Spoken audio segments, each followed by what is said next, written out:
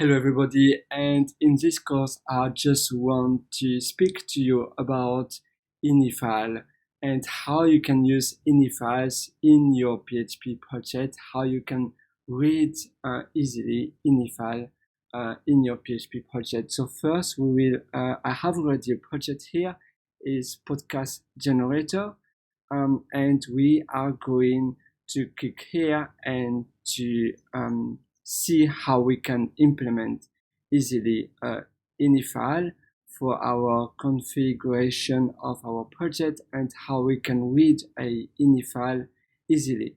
So by default, this is a project I have done for a previous course. You can actually see it if you wish, that podcast generator with PHP course. But in this course, we are focusing on how we can easily convert a configuration PHP file to a INI file. There are some benefits actually of using a INI file. You can have different sections in an INI file, and you can also it's actually easier when the configuration settings are longer and more complex. Here you see I have just three different constants, but when your project has a lot of different kind of types of configuration settings, it can be easier to read, so more readable to use a INI file. I will show you a more complex INI file and you will understand why. And it's actually also easier to read even when it's not that complex. An INI file is really, it's almost like it's not a language. When you see here, defined is from the function of PHP. When we define a function, INI file is almost like English, there's you just have the variable name, and yeah, you will see how easy it is, and you will understand why I mean this. So that's an example of a complex INI file. So you see it's always the name of the variable and equals, and then we have the value. And this in square brackets is actually the section.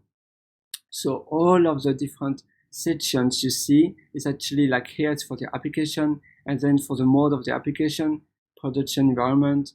And even if someone who doesn't know at all PHP, someone who has no idea how PHP works can understand how a INI file, can understand easily what this means, because you don't need any understanding of that particular language to change something in the INI file.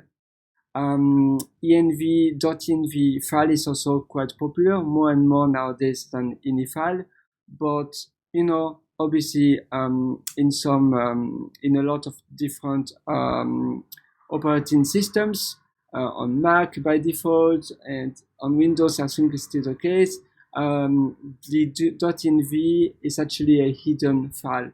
So for someone who is not a tech person, it might be harder to rename that file and to see that file and to understand why I don't see that hidden .env file. So .env is quite popular, but it's harder for someone not a tech person, I would say. So and .env actually is present in a lot of different languages. In Node.js applications, it's really common to use this in PHP as well and in Ruby as well.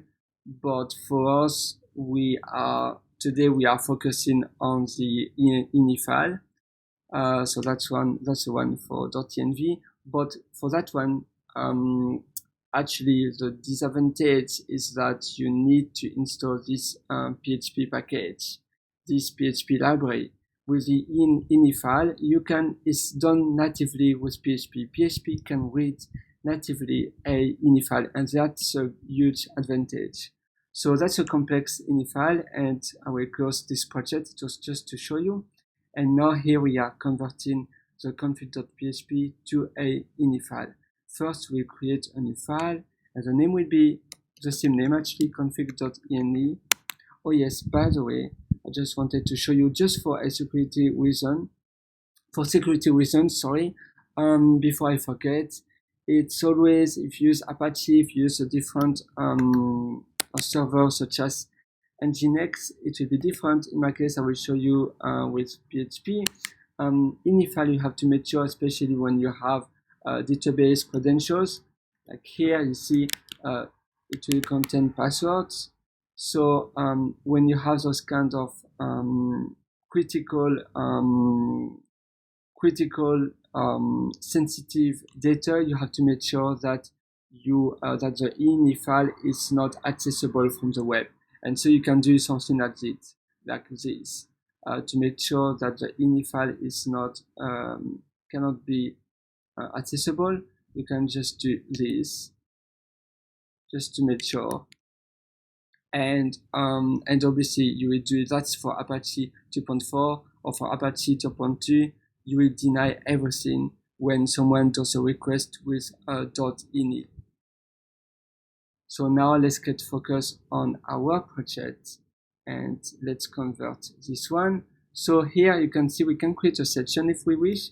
So it will be actually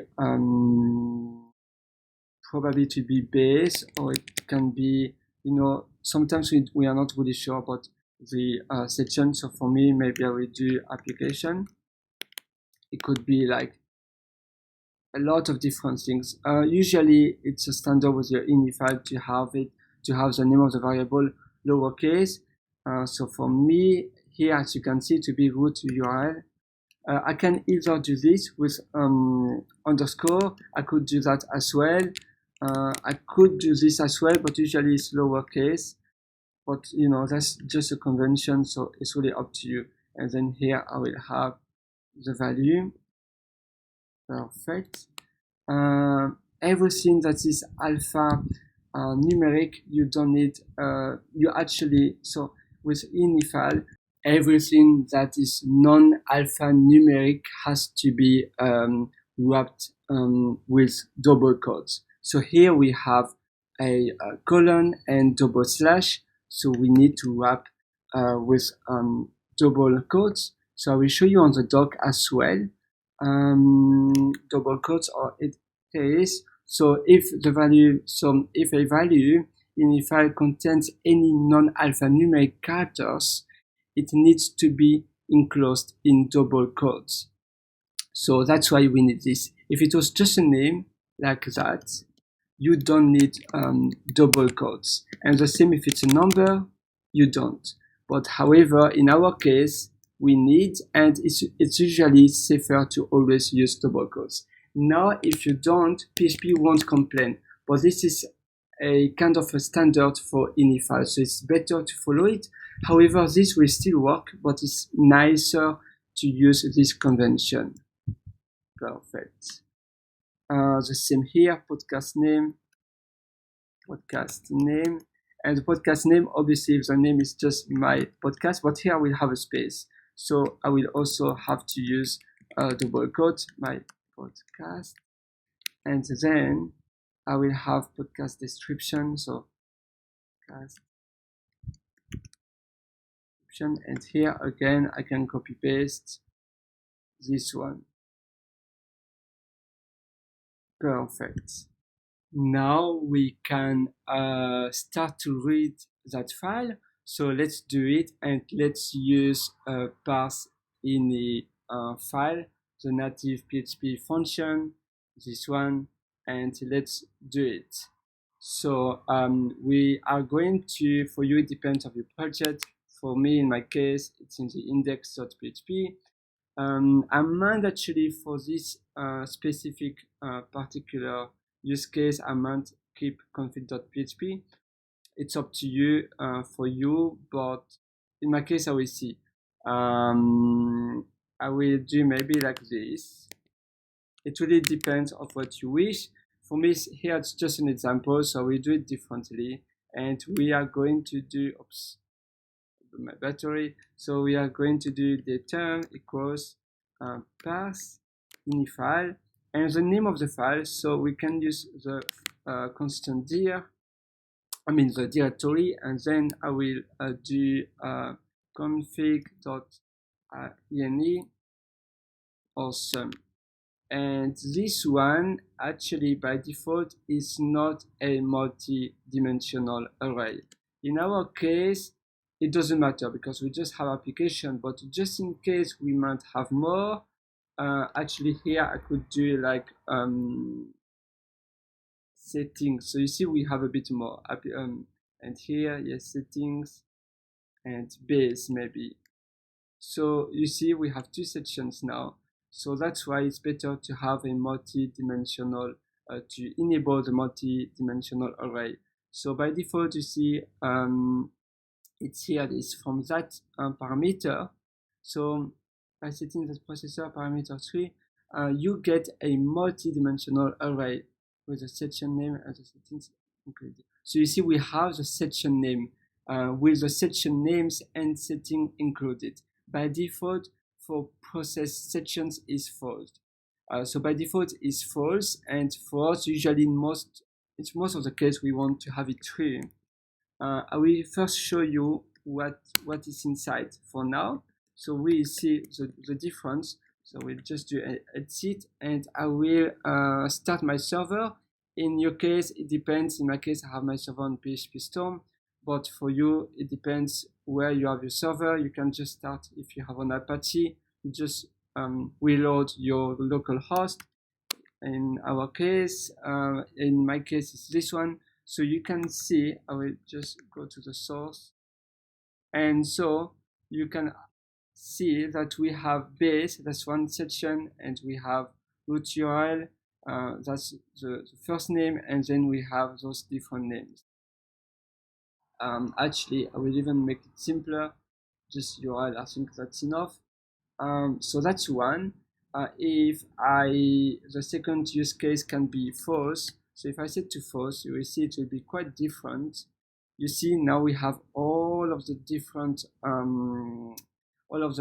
keys at once. We don't have sections because the array is not multi-dimensional anymore. In our case, we want to keep it as true.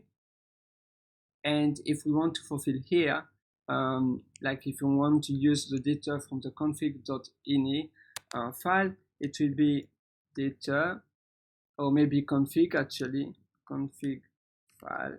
Obviously we need the $, and it will be here to be base because it's multidimensional, and then you would have URL.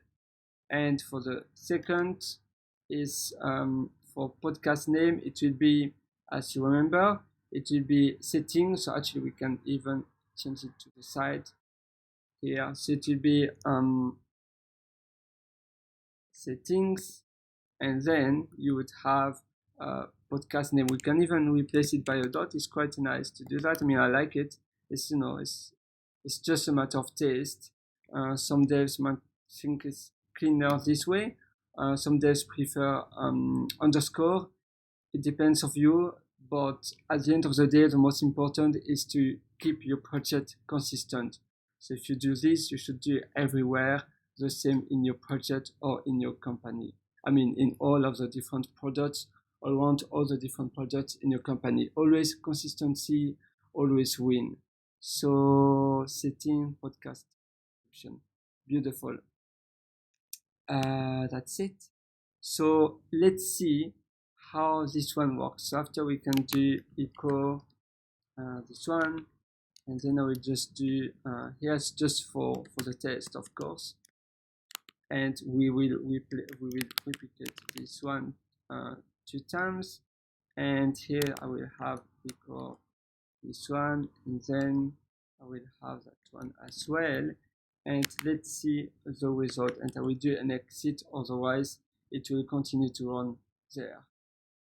So now you see it works perfectly fine. Also, an advantage with ini file is that it you can use PHP constant. So if you have a constant elsewhere defined in your project, you can use constant. Oops, I was actually there. Here, constant. So you can easily, in your ini file, you can, like, I don't know, for instance, I will show it to you. I will define here, I will define a constant.